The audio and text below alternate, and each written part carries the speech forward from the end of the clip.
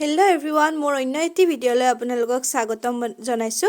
আজি মই আপোনালোকক দেখুৱাম পোলাৰ ৰেচিপি। পোলাও আমি ঘৰতে কেনেকৈ বনাব পাৰো। এয়া মই তেজপাত, জিৰা আৰু গাজৰ, ড্ৰাই ফ্ৰুইটছ আৰু মই ইলাইচি এইবিলাক এখন প্লেটত উলিয়াই ললো আৰু সেইখিনি সময়তে মই চাউলখিনি ধুই তিয়াই থৈছো। এইখিনি যোগাৰ কৰাৰ আগত যাতে 15-20 মিনিট চাউলখিনি থৈ দিয়া হয় পানী নোহোৱাকৈ এনেকৈ ৰাখি থব লাগে মই যেনেকৈ আপোনালোকক দেখুৱাইছো।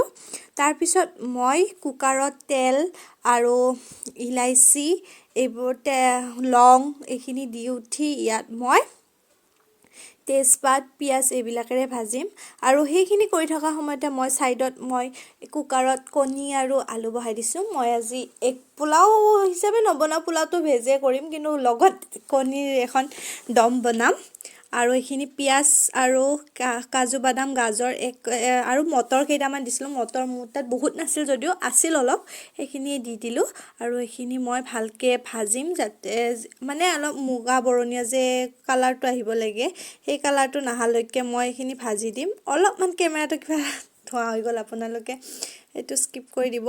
আৰু মই এতিয়া ইয়াতে দিম অলপমান চেনি যাতে পোলাওটো অলপ মিঠা নিমখীয়া তেনেকুৱা হয়। আৰু এতিয়া মই চাউল দি দিলোঁ ইয়াতে। চাউলখিনি এতিয়া বহাই লৈ মই অলপ টাইম লৰাই দিম। মই ইয়াত বহুত লাহে লাহে লৰাইছোঁ, আপোনালোকেও তেনেকুৱাকৈ লাহে লাহে লৰাই দিব।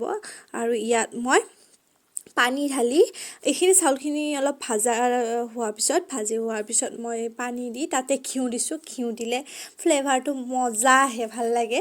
আপোনালোকে যদি ঘিউ নাখায় তেতিয়া নিদিব, কিন্তু ফ্লেভাৰটোৰ কাৰণে ঘিউ দিয়াটো ভাল। আৰু কুকাৰত মই চিটি বাজিব দি এয়া ওলালোঁ পোলাওখিনি। চাওকচোন দেখাত ধুনীয়া হৈছে, খায়ো ধুনীয়া লাগিছে। কিন্তু এতিয়া মই প্লেটত উলিয়াই ললোঁ। মোৰ এই সম্পূৰ্ণকৈ উলিয়াই আপোনালোকক এই কণীৰ দমেৰে দেখুৱাই দিলোঁ।